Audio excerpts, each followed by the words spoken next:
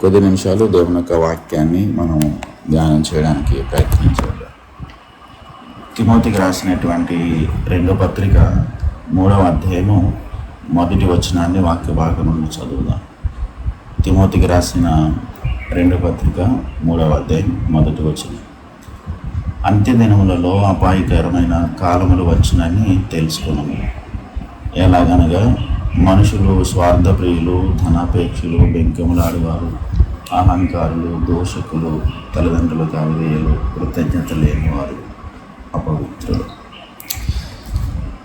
ఇక్కడ యేసుక్రీస్తు వచ్చేటువంటి 2వ రాకడలో జరగబోయేటువంటి మనుషులలో ఉండేటువంటి కొన్ని ప్రాముఖ్యమైన గుణలక్షణాల గురించి వాక్యం ఇక్కడ పౌలు గారు రాస్తున్నారు.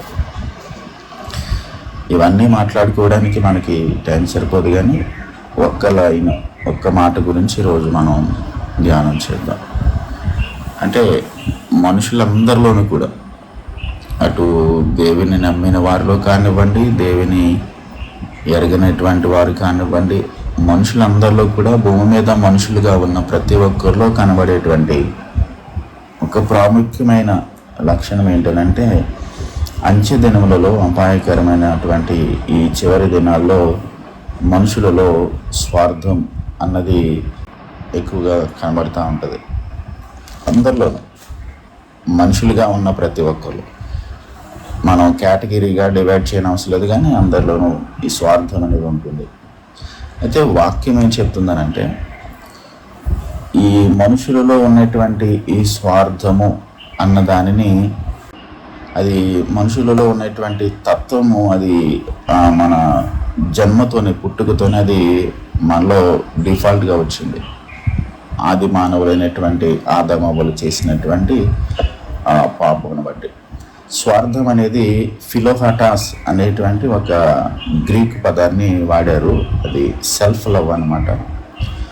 ఒక ఆయన ఏమన్నాడంటే, it's a grand mother of all since అన్నాడు.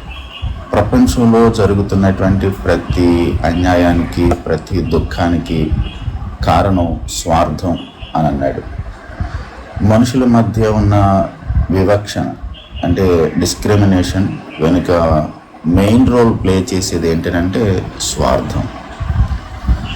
స్వార్థం వల్ల కలిగేటువంటి నష్టాలు ఏమైతే ఉన్నాయంటే, అటు దేవునికి దూరం చేస్తుంది, మనిషికి దూరం చేసేది స్వార్థం. స్వార్థం వలన బయటికి వచ్చేది ఏంటంటే మోసం, తనను నమ్ముకున్న వారిని మోసం చేయడం, తద్వారా కలిగేటువంటి పర్యవసానం ఏంటంటే నిత్య నాశనం అని వాక్యం స్పష్టంగా నేర్పిస్తూ ఉంది. దేవుని వాక్యం చెప్పేటువంటి ప్రాముఖ్యమైనటువంటి సత్యం ఏంటంటే, మనిషి 100% స్వార్థపరుడు. బైబిల్ పూర్తిగా మనం చదవగలిగితే 100% స్వార్థపరుడు. ఇది ఎప్పుడు ప్రారంభించబడిందనంటే, ఏదైనా తోటలో ఆదిమ దంపతులైనటువంటి ఆదామవ్వల దగ్గర నుంచి అది ప్రారంభించబడింది. అయితే స్వార్థానికి ఉన్నటువంటి లక్షణాలు, స్వార్థం ఉంది అని ఎట్లా తెలుస్తుంది? ఒక వ్యక్తిలో స్వార్థం కనబడుతుందని కొన్ని 9 లక్షణాలు ఉన్నాయి. వాటిని ఒకసారి జస్ట్ వాటిని వివరించలేకపోయినా కానీ చదువుతాను ఒక్కొక్కటి. స్వార్థం తన గురించే ఆలోచించుకుంటుంది, తన గురించి మాత్రమే, నేను, నా కుటుంబం, మేము అన్నట్టుగా మాత్రమే, తనకు పరిధిని మాత్రమే ఏర్పాటు చేసుకుంటుంది. స్వార్థం తనను తానే ప్రేమించుకుంటుంది. 3వది, స్వార్థం తన కోసం మాత్రమే ఖర్చు చేసుకుంటుంది, ఇతరుల కోసం ఏమాత్రం ఖర్చు చేయదు. స్వార్థం తనను తానే గారాబం చేసుకుంటుంది, అది 4వది. 5వది, స్వార్థం తననే పైకి తీసుకువెళ్ళడానికి ప్రయత్నిస్తుంది.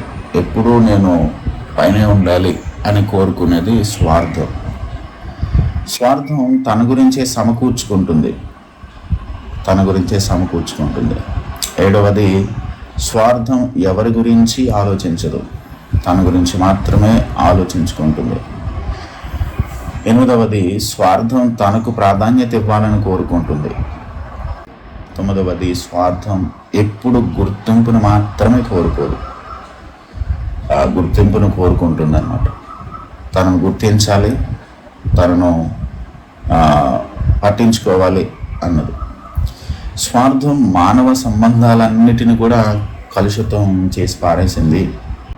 ఒక ప్రాముఖ్యమైనటువంటి మాట ఏంటంటే, దేవుని నమ్మిన వాళ్ళు, దేవుని నమ్మని వాళ్ళలో కూడా, మనుషులుగా అందరిలోనూ కూడా ఈ స్వార్థం ఉంది. ప్రకటించే నాలో, వింటున్న మీలో అందరిలోనూ ఈ స్వార్థం ఉన్నది మనుషులుగా.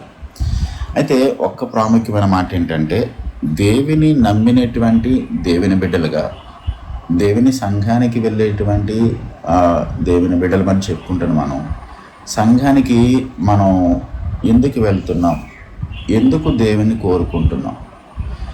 2 ప్రాముఖ్యమైన కారణాలు. మొట్టమొదటిది ఏంటంటే, ఆయన్ని మాత్రమే ప్రేమించి ఆయనకే జీవితాన్ని ఖర్చు చేసి, ఏది జరిగినా అంటే దేవుని అడిగినప్పుడు దేవుడు ఇచ్చినా ఇవ్వకపోయినా, ఏది జరిగినా జరగకపోయినా దేవుణ్ణి వెంబడిస్తున్నామా అనేది మొట్టమొదటి కారణమైనట్లయితే, 2వది దేవుడు నాకుంటే నాకు మంచి ఆరోగ్యం ఇస్తాడు, దేవుడు నాకుంటే ఉద్యోగం దొరుకుతుంది, దేవుడు నాకుంటే ఉద్యోగంలో బాగుంటుంది, వ్యాపారంలో బాగుంటుంది, నా అవసరాలన్నీ తీరతాయి అనుకుంటే మన స్వార్థపరులము. అంటే మొట్టమొదటి కారణం ఏంటంటే, దేవుని కోసం ఏదైనా సరే నేను ఆయన కొరకు జీవిస్తాను, ఆయన మంచి చేసినా చేయకపోయినా ఆయన నేను విడిచిపెట్టను అన్నదైతే అది స్వార్థం లేనటువంటి మనుషులు ఉండేటువంటి లక్షణము. 2వ కేటగిరీ ఏంటంటే, దేవుడు నాకుంటే నా అవసరాలన్నీ తీరుతాయి అని కనుక మనం అనుకుంటున్నట్లయితే మనలో స్వార్థం ఉంది అని బైబిల్ స్పష్టంగా చెప్తా ఉంది. ఇలాంటి వాళ్ళు అనుకున్నది దేవుని దగ్గర నుండి దొరకకపోతే దేవుని వదిలేస్తారు, వాళ్ళు చర్చికి వెళ్ళరు. ఎందుకు రావడం లేదని అడిగితే ఏవో సాకులు చెప్తారు తప్ప దేవునికి మాత్రం వారు స్థానం ఇవ్వలేరు.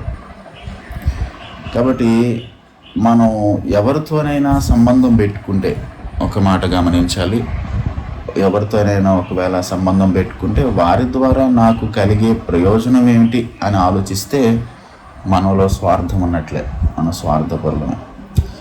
డిఎల్ మూడీ అనేటువంటి ఒక ఆయన ఏమని చెప్పాడంటే, మనిషి హృదయంలో నుండి 3 విషయాలు బయటకు వెళ్ళిపోవాలి. అవి ఏంటనంటే, మొట్టమొదటిది గర్వం అన్నాడు, 2వది స్వార్థం అని చెప్పాడు, 3వది దేవుని చిత్తానికి వ్యతిరేకమైన పాపము అని చెప్పాడు. ఇవి బయటికి పోతే తప్ప అప్పుడు దేవుడు మనలను తన ఆత్మతో పూర్తిగా నింపడు అని అన్నాడు.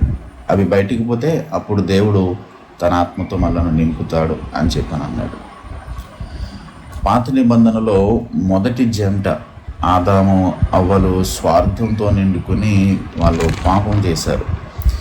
మనం ఏదైనా తోటను గురించి ఒక్కసారి ఆలోచన చేస్తే, ఆదికాండం మొదటి 2 అధ్యాయాలు కనుక మనం చదువుతున్నట్లయితే కనుక, మనిషికి ఏదైతే కావాలో అవన్నీ అక్కడ వారికి ఉన్నాయి. పరిపూర్ణమైన వాతావరణంలో ఉన్నారండి వాళ్ళు. వాళ్ళకి ఏ కుదువ లేదు, ఇంకోటి కోరుకోవలసిన అవసరం కూడా లేనటువంటి స్థితిలో సమృద్ధిలో ఉన్నారు వాళ్ళు. వాళ్ళకి ఉన్నటువంటి ఒకే ఒక కండిషన్ ఏంటంటే, దేవుడు వాళ్ళకి పెట్టినటువంటి కండిషన్. అంటే ఏదైనా తోటలో మనం ఏం చదువుకుంటామనంటే, పలానా పండు తినొద్దు అని దేవుడు చెప్పాడని మనం చదువుకుంటాం, అది వాస్తవమే. అయితే దాని వెనుక దేవుని ఉద్దేశం ఏంటంటే, ప్రాముఖ్యంగా వాళ్ళు దేవుని మాత్రమే ప్రేమించాలి. అదొక్కటే కండిషన్. వాళ్ళు దేవునిని ప్రేమిస్తే దేవుడు చెప్పిన ఆజ్ఞకు లోబడతారు వాళ్ళు. అది వాళ్ళకి ఉన్నటువంటి ప్రాముఖ్యమైన ఆజ్ఞ. అయితే వాళ్ళు ఏం కోరుకున్నారు? దేవునిని ప్రేమించడం, దేవునిని సంతోషపరచడం, దేవుని కొరకు జీవించడం అన్నది వారికి ఉన్నటువంటి ఒక ప్రాముఖ్యమైన ఆజ్ఞ అయినప్పుడు, వాళ్ళు సాతాను చెప్పినటువంటి మాటలు విని సాతానుకి అవకాశం ఇచ్చి దేవుని కంటే గొప్ప వాళ్ళు కావాలనేటువంటి ఆలోచన అది వాళ్ళలో బలంగా పాతికిపోవడానికి గల కారణం ఏంటంటే, వాళ్ళలోకి స్వార్థం అనేది ఎంటర్ అయింది. స్వార్థంతో నిండుకొని కేవలం వాళ్ళ కోసం వాళ్ళు ఆలోచించుకోవడం ప్రారంభించారు. వాళ్ళంతట వాళ్ళు, అంటే దేవుడు అబద్ధం చెప్పాడనమాట, దేవుడు నమ్మకస్తుడు కాదన్నమాట, దేవుడు యథార్థవంతుడు కాదన్నమాట. అంటే ఈ విషయాన్ని మాకు దాచిపెట్టేశాడు, ఈ విషయాన్ని చెప్పుకోకుండా దేవుడు ఆయన పక్కన పెట్టేశాడు అనేటువంటి ఆలోచనతో వాళ్ళు ఏం చేశారంటే, దేవుని కంటే గొప్ప వాళ్ళం అవుతాము అన్న ఆలోచనతో దేవునిని ప్రేమించటం అన్న ఆజ్ఞను వాళ్ళు పక్కన పెట్టేసి స్వార్థంగా ఆలోచించారు, పాపం చేశారు. తద్వారా వాళ్ళ తర్వాత వచ్చినటువంటి వాళ్ళందరినీ కూడా స్వార్థపరులను చేసేసారు, శాపాన్ని తెచ్చిపెట్టి వెళ్ళిపోయారు. మరి క్రొత్త నిబంధనలో ఆలోచన చేస్తే, క్రొత్త నిబంధనలో కూడా ఆదిమ సంఘములో ఉన్నటువంటి మరొక దంపతులు ఏవండి, ఒక్క ప్రసంగం చేస్తేనే 3,000 మంది ప్రభులోనికి వచ్చారు, సంఘం ప్రారంభించబడింది. ఆదిమ సంఘం యొక్క పరిస్థితి, కండిషన్ చూస్తే స్వార్థం అనేది వాళ్ళలో అది బయటికి వెళ్ళిపోయినట్టుగా మనం చూస్తాం. వాళ్ళు స్థిరాస్తులను అమ్మేసి దేవుని పాదాల దగ్గర పెడతా ఉన్నారు, పట్టుకొచ్చి అపోస్తలులకు ఇస్తూ ఉన్నారు. వాళ్ళకి కలిగినది ఏది కూడా ఇది నాది అని అనుకోలేదు, సమిష్టిగా ఉంచుకున్నారు. సమిష్టిగా ఉంచుకోవడం అంటే అది 3 సందర్భాల్లో రాయబడింది ప్రత్యేకంగా. వారు కలిగిన కొలది వాళ్ళందరూ అన్ని సమిష్టిగా ఉన్నారు, ఇది నాది అన్నది లేదు. అందరూ సమానంగా, అందరూ ఏకభావంతో, ఏక మనసుతో, ఒకే ఆలోచనతో, ఒకే తలంపుతో అందరము ఒకటే, ఒకరెక్కువ తక్కువ అనేది లేదు అని స్వార్థం లేనటువంటి ఆ పరిపూర్ణ వాతావరణంలో ఉన్నటువంటి పరిశుద్ధాత్మ నడిపింపుతో ఉన్నటువంటి ఆదిమ సంఘములోనికి 2 దంపతులు వచ్చారు. వాళ్ళు స్వార్థపరులుగా వచ్చారు. వాళ్ళు అంటే అంత పరిపూర్ణమైనటువంటి సంఘములో కూడా, అంత దేవుని ఆత్మచేత నడిపించబడుతున్నటువంటి ఆ మొదటి సంఘములో, ఆదిమ సంఘంలో స్వార్థం అది బయటికి రాగలిగిందనంటే ఇక్కడ మనం ఒకటి గుర్తుపెట్టుకోవాలి. మరొకటి ఏంటంటే, పరిపూర్ణమైన వాతావరణంలో ఉన్నటువంటి ఆదామవ్వలు ఏవండి, వాళ్ళలో స్వార్థం చోటు చేసుకున్నదంటే, మనం బ్రతుకుతున్నటువంటి ఈ లోకములో దేవునితో సంబంధం లేకపోతే, దేవునితో గనక సహవాసం మనకి లేకపోతే, ఈ స్వార్థం అనేది ఎంతగా మనుషులను పతనానికి తీసుకుని వెళ్ళిపోతుందో అన్నది మనం చాలా బాగా అర్థం చేసుకోగలుగుతాం. అననీయ సఫీరా వారి స్వార్థం వారిద్దరిని దేవునికి దూరం చేసేసింది. దేవుని సంకల్పం నుండి పూర్తిగా బయటికి వాళ్ళని త్రోసివేసినట్లుగా మనం వాక్యంలో మనం నేర్చుకుంటాం. అంతేకాదు, యాకోబు రాసినటువంటి పత్రిక 4వ అధ్యాయము 1వ వచనంలో ఒక వాక్య భాగం చదువుదాం. యాకోబు రాసినటువంటి పత్రిక 4వ అధ్యాయము 1వ వచనంలో ఇలా వ్రాయబడింది: మీలో యుద్ధములు, పోరాటములు దేని నుండి కలుగుచున్నవి? మీ అవయవములలో పోరాడు మీ భోగర్చల నుండియే కదా. ఇక్కడ వాక్యంలో యాకోబు గారు రాస్తున్నాడు, యుద్ధాలు, గొడవలు, కలహాలకు కారణం ఏంటి? మొట్టమొదటిది స్వార్థం. ఈ స్వార్థం వల్ల మాత్రమే గొడవలు, అహం దెబ్బతింటే గొడవ ప్రారంభించబడుతుంది. కాబట్టి గమనించండి, మానవుల జీవితాల్లో ఏలుబడి చేసేది స్వార్థం ఎంత ప్రాముఖ్యత వహిస్తుంది, మనిషి జీవితంలో స్వార్థం అనేది ఎంతగా ప్రబలిపోతుంది, దానివల్ల మనుషులు ఎంతగా దేవునికి దూరం అయిపోతున్నారు అన్నది మనం వాక్య భాగం నుండి మనం నేర్చుకుంటున్నాం. పాత నిబంధన గ్రంథంలో మనము ఆదికాండంలో ఇప్పుడే మాట్లాడుకున్నాం ఆదాము అవ్వల గురించి. వాళ్ళు స్వార్థంగా ఆలోచించి, స్వార్థంతో తమను తాము వాళ్ళు ఆలోచించుకొని దేవుని యొక్క చిత్తంలో నుండి బయటికి రావడమే మాత్రమే కాదు, వాళ్ళ తర్వాత వచ్చినటువంటి ప్రతి ప్రజలను కూడా, మనుష్య జాతిని అంతటిని కూడా వాళ్ళు స్వార్థపరులుగా వాళ్ళు చేసేశారు. ఆ స్వార్థం అనేది ప్రారంభమైంది ఏదైనా తోటలో. ఆ తర్వాత వచ్చినటువంటి వాళ్ళకి పుట్టినటువంటి 2 కుమారులు ఆలోచించండి, కయ్యను, హేబేలు. వారిద్దరూ స్వార్థపరులే. కయ్యను చూడండి, స్వార్థంతో ఏం చేశాడు? తన తమ్ముడు తెచ్చినటువంటి అర్పణ దేవుడు అంగీకరించాడని, తన అర్పణ దేవుడు అంగీకరించలేదని. నిజానికి మొట్టమొదట తెచ్చింది కయ్యనే అర్పణ తీసుకొచ్చాడు. హేబేలు కన్నా ఎక్కువ అర్పణ తెచ్చింది కయ్యనేనండి. హేబేలు గొర్రెపిల్లను శ్రేష్టమైనది తీసుకొచ్చాడు, కానీ ముందే కయ్యని తెచ్చాడు, ఎక్కువ తీసుకొచ్చాడు దేవుని సన్నిధికి. కానీ అతను తెచ్చినటువంటి అర్పణ అది అంటే దేవునికి నేను తీసుకొస్తున్నాను అనే ఒక ప్రాముఖ్యమైనటువంటి విశ్వాసముతో కానీ, దేవుని మీద నమ్మకంతో కానీ, దేవుని మీద భక్తిభావంతో తీసుకురాలేదు. అందుకని అక్కడ 4వ అధ్యాయంలో ఆదికాండంలో మనం ఏం చదువుకుంటామంటే, కయ్యనును అర్పణను దేవుడు అంగీకరించలేదు, హేబేలు అర్పణను దేవుడు అంగీకరించాడు అని మనం చదువుకుంటాం. అంటే అర్పణ అంగీకరించడానికి ముందుగా దేవుడు హేబేలును అంగీకరించాడు. హేబేలు అర్పణను అంగీకరించడానికి ముందుగా దేవుడు హేబేలును అంగీకరించాడు. దానికి కారణం ఏంటంటే వాళ్ళలో హేబేలులో దేవుని పట్ల ఉన్న విశ్వాసము, దేవుని మీద ఉన్నటువంటి గౌరవము, దాన్ని బట్టి దేవుడు ఆయన అర్పణను దేవుడు అంగీకరించాడు. ఆ తర్వాత కాలంలో వచ్చినటువంటి అబ్రహాము, లోతుల గురించి మనం ఆలోచన చేస్తే, నిజానికి అబ్రహామును దేవుడు పిలిచాడు. అబ్రహాము లోతుని వెంట పెట్టుకుని తీసుకుని వచ్చాడు.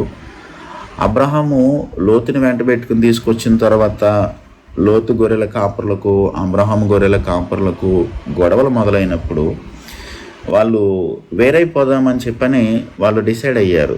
రోజు ఈ గొడవలు ఎందుకు, నీకు ఏది కావాలో అది కోరుకో, నేను అటు నీకు కావలసిన చోటుకు నువ్వు వెళ్ళిపో, నేను వేరే దిక్కుకు వెళ్ళిపోతాను అని చెప్పని అబ్రహాం అన్నప్పుడు, నిజానికి లోతు ఏమన్నాలి, పెదనాన్న నువ్వే కదా నీవు తీసుకొచ్చావు నన్ను, కాబట్టి నువ్వు పెద్దవాడు కాబట్టి నువ్వే ముందు ఎన్నిక చేసుకో, కాబట్టి తర్వాత నువ్వు ఒక వైపుకి వెళ్ళిపోతే నేను వేరే చోటకి వెళ్తానని చెప్పాలి. కానీ లోతు స్వార్థం ఆలోచించాడు. తన గురించి స్వార్థంగా తను ఆలోచించడం వల్ల పచ్చగా మంచిగా కనబడుతున్నటువంటి యెహోవా తోట వలెను, ఏదెను తోట వలెను ఉన్నటువంటి ఆ సొదొమ గొమొర్రా పట్టణాన్ని కోరుకున్నాడు. స్వార్థంతో ఆలోచించాడు. ఏం జరిగిందో మనందరికీ తెలుసు. చివరికి ఆయన కుటుంబము పతనమైపోయింది, శాపగ్రస్తమైపోయింది. భూమి మీదకు ఒక 2 శాపగ్రస్తమైనటువంటి వంశాలను, తరాలను తీసుకుని రావడానికి లోతు కారణమైపోయాడు స్వార్థం వల్ల. స్వార్థాన్ని పూర్తిగా మనలో నుండి ఎప్పటికీ తీసివేయలేం, కానీ స్వార్థం మీద విజయం సాధించవచ్చు. అయితే ఈ స్వార్థాన్ని జయించడానికి మనం ఏం చేయాలి, ఏం చేస్తే ఈ స్వార్థాన్ని జయించగలుగుతాం అని మనం ఆలోచన చేసినట్లయితే, ఒక ప్రాముఖ్యమైన మాట, చాలా లక్షణాలు ఈ స్వార్థానికి ఉన్నాయని మనం నేర్చుకుంటున్నాం. చాలామంది వ్యక్తుల్లో ఈ స్వార్థం అనేది కనబడుతుందని మనం ధ్యానం చేస్తూ ఉన్నాం. అయితే దాన్ని జయించడానికి మనం ఏం చేయాలి? అపోస్తలుడైన పౌలు కొరింథీయులకు రాసినటువంటి మొదటి పత్రిక 13వ అధ్యాయము 5వ వచనములో దేవుని ప్రేమకున్నటువంటి కొన్ని ప్రాముఖ్యమైన లక్షణాలు, 15 లక్షణాలు అక్కడ చెప్పాడు ఆయన. అంటే ఒక 7 లక్షణాలు పాజిటివ్గా ఉన్నాయి, 8 లక్షణాలు నెగిటివ్గా ఉంటాయి. అవి దేవుని ప్రేమలో ఉండవలసినటువంటి ప్రాముఖ్యమైన లక్షణాలు. వాటిలో 5వ వచనంలో, 13వ అధ్యాయం 5వ వచనంలో, అమర్యాదగా నడువదు, స్వప్రయోజనమును విచారించుకొనదు, త్వరగా కోపపడదు, అపకారమును మనసులో ఉంచుకొనదు అని రాయబడింది. అందులో ప్రాముఖ్యమైన ఒక్క లైన్ ఏంటంటే, స్వప్రయోజనమును విచారించుకొనదు. నిజమైనటువంటి ప్రేమ తన సొంతం కొరకు కానీ, స్వలాభం కొరకు కానీ, తన స్వార్థం కోసం కానీ ఎప్పుడూ ఆలోచించదు. ఈ స్వార్థాన్ని మనం జయించాలి అని అంటే, ఈ స్వార్థంలో నుండి మనం విజయం సాధించాలంటే, అది అణచివేయబడి అది మనలో పనిచేయకోకుండా మనము ఈ దీని మీద మనం విజయం సాధించాలనంటే, దేవుని నిజమైనటువంటి ప్రేమ, లోకంలో రకరకాలైనటువంటి ప్రేమలు ఉన్నాయి, దాని గురించి కాదు, కానీ దేవుని నిజమైనటువంటి ప్రేమను మన హృదయాలలో మనము కలిగి ఉండగలిగితే, నిజానికి మనకి దేవుని ప్రేమ పరిశుద్ధాత్మ దేవుడే మన హృదయాలలో ఆయన కుమ్మరించాడు. రోమీయులకు రాసిన పత్రిక 5వ అధ్యాయం 5వ వచనం ప్రకారం ఎవరైతే యేసుక్రీస్తు ప్రభువును సొంత రక్షకునిగా అంగీకరించారో వారికి పరిశుద్ధాత్మ దేవుడు దేవుని ప్రేమ వారి హృదయాలలో కుమ్మరించబడింది. అయితే దేవుని ప్రేమ మనలో పరిశుద్ధాత్మ దేవుడు తీసుకుని వచ్చాడు, కానీ అది పని చేయాలి. ఆ ప్రేమ మనలో ఇంకా అభివృద్ధి చెందాలి. ఆ ప్రేమలో మనం విస్తరించి అభివృద్ధి చెంది ఆ ప్రేమలో మనం కొనసాగాలనంటే మనల్ని మనం దేవుని ఆత్మకు అప్పగించుకోవాలి, దేవునికి ప్రాధాన్యత ఇవ్వాలి. ఈ ప్రేమను మనము కలిగి ఉండడానికి ప్రయత్నించాలి. మనం చేసే ప్రయత్నం కూడా ఉంటుంది. అంటే మనముగా దేవునికి అప్పగించుకుంటే, దేవుని సహాయాన్ని కోరుకుంటే ఇలా ఉండాలి అని మనలో ఆ భక్తి, ఆ కోరిక, ఆ డిసిప్లిన్ మనలో ఉండగలిగితే దేవుడు మనకి సహాయం చేస్తాడు. అయితే ఈ ప్రేమ, నిజమైనటువంటి ప్రేమ తన సొంతం కొరకు కానీ, స్వలాభం కొరకు కానీ, తన స్వార్థం కోసం కానీ ఎన్నడూ ఆలోచించదు. దేవుని బిడ్డలమని చెప్పుకునేటువంటి వారిలో దేవుడు ఆశించినంత స్థాయిలో దేవుని ప్రేమ లేకపోవడానికి గల కారణం ఏంటంటే వారిలో ఉన్నటువంటి స్వార్థమే కారణం. నిజమైన ప్రేమకు వ్యతిరేకమైంది స్వార్థం. దేవుని నిజమైనటువంటి ప్రేమ గనక మనలో ఉంటే ఆ స్వార్థం అనేది మనలో నుంచి అది అణచివేయబడుతుంది. స్వార్థాన్ని జయించడానికి అలవర్చుకోవాల్సింది ఏంటంటే నిజమైనటువంటి ప్రేమ. ఒక ఆయన అన్నాడు, స్వార్థాన్ని మీరు పతనం చేయగలిగితే, స్వార్థాన్ని మనం పతనం చేయగలిగితే ఏదైనా తోటను మరలా మీరు నాటినట్లే అంటాడు, ఇదే ప్రేమ అన్నాడు. అంటే మనం ఇంతకుముందే మాట్లాడుకున్నాం, ఏదైనా తోటలో ఆదామవ్వలు పరిపూర్ణమైన వాతావరణంలో ఉన్నారు. ఇక వారికి ఇది కావాలి అని కోరుకోవలసిన అవసరత అనేది ఏదీ లేదు. వాళ్ళు పరిపూర్ణమైన వాతావరణంలో ఉన్నటువంటి వారు స్వార్థం అనే దాని గురించి అసలు తావే లేదు. అలా ఉండడానికి, స్వార్థం చూపించడానికి, స్వార్థాన్ని కనపరచడానికి అవకాశమే లేనటువంటి వాతావరణంలో ఉన్నారు. కాబట్టి మనం కనుక ఆ స్వార్థాన్ని పతనం చేయగలిగితే ఆ పరిపూర్ణమైనటువంటి ఏదైనా తోట యొక్క వాతావరణాన్ని మన జీవితాలలో, మన కుటుంబాలలో మనం అనుభవించగలుగుతాం. ఏదైనా తోటలో మొదటి మానవులైన ఆదామవ్వలు స్వార్థాన్ని కోరుకున్నారు. ప్రేమ స్వార్థాన్ని పూర్తిగా పతనం చేస్తుంది. దేవుని ప్రేమ గనక మనలో ఉండగలిగితే, ఆ ప్రేమను మనం కలిగి ఉండగలిగితే, అపోస్తలుడైన పౌలు కొరింథీయులకు రాసిన మొదటి పత్రిక 14వ అధ్యాయం 12వ వచనంలో, మీరు ఆత్మ సంబంధమైన వరముల విషయమై ఆసక్తి గలవారు గనుక సంఘమునకు క్షేమాభివృద్ధి కలుగు నిమిత్తము అవి మీకు విస్తరించినట్లు ప్రయత్నం చేయడి.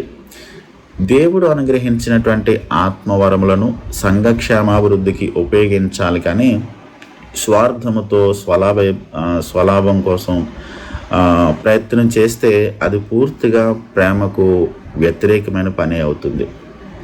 ప్రేమ పని చేస్తే కనుక, ప్రేమ మన హృదయాలలో అది పరిపూర్ణంగా దేవుని ప్రేమ పని చేస్తున్నట్లయితే ఆ ప్రేమ ఇతరుల మేలు కోరుతుంది.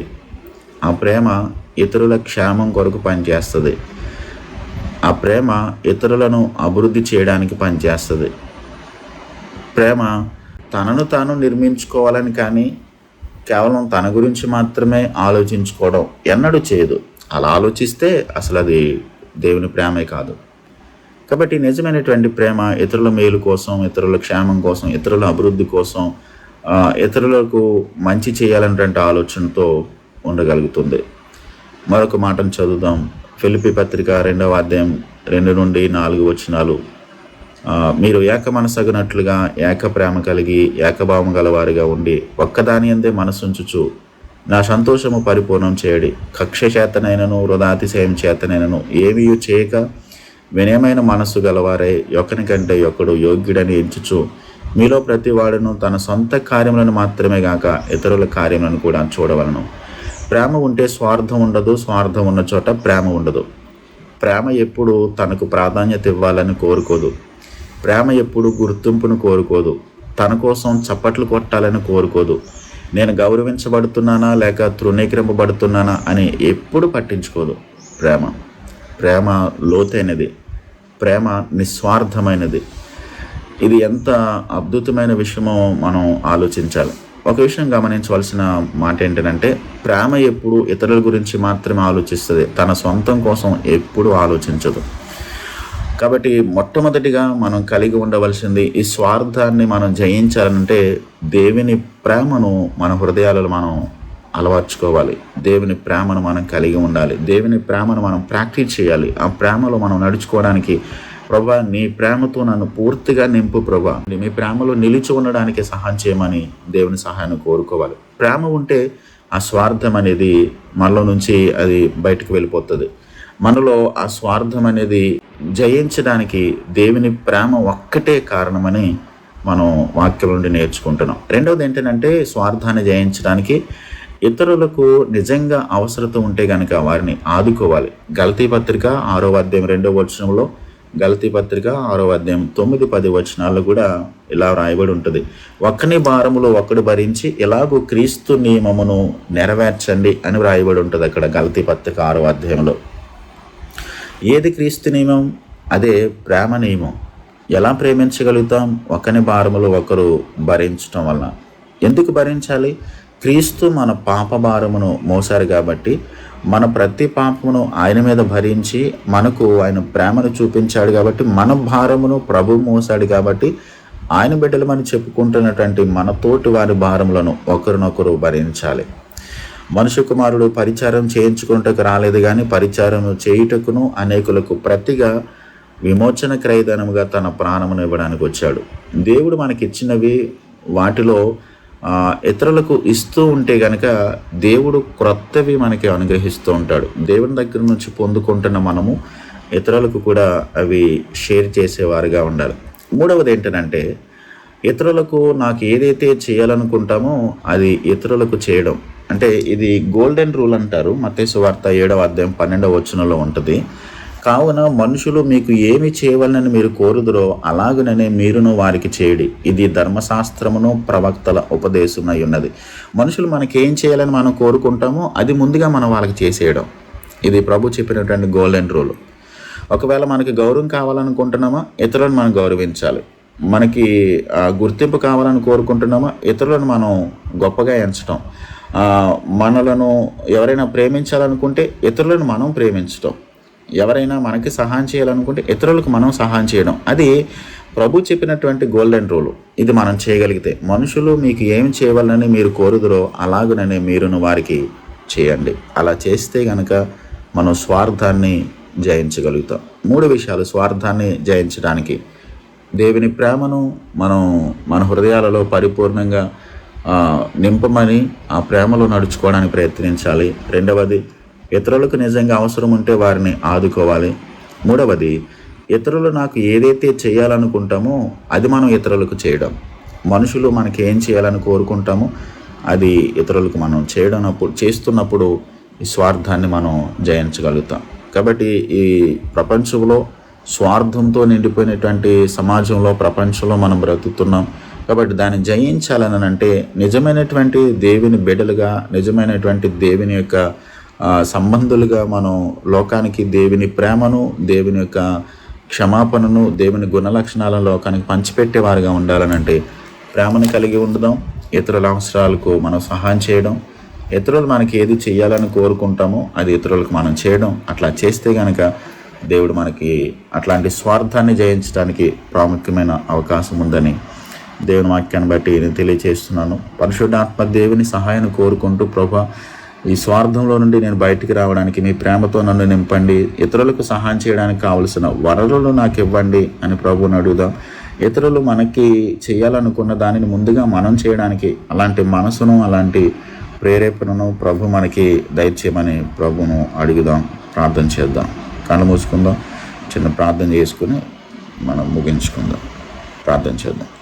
ప్రేమ కలిగిన మా ప్రియ పరలోకపు తండ్రి, కృపా కనికరములు కలిగినటువంటి గొప్ప దేవ, పరిశుద్ధ దేవుడవు, సర్వశక్తిమంతుడవు, సర్వమును ఏలుచున్న దేవుడవు, నిన్న నేడు నిరంతరం ఒకే రీతిగా ఉన్న మా కన్న తండ్రి మీకు స్తోత్రాలు ప్రభా.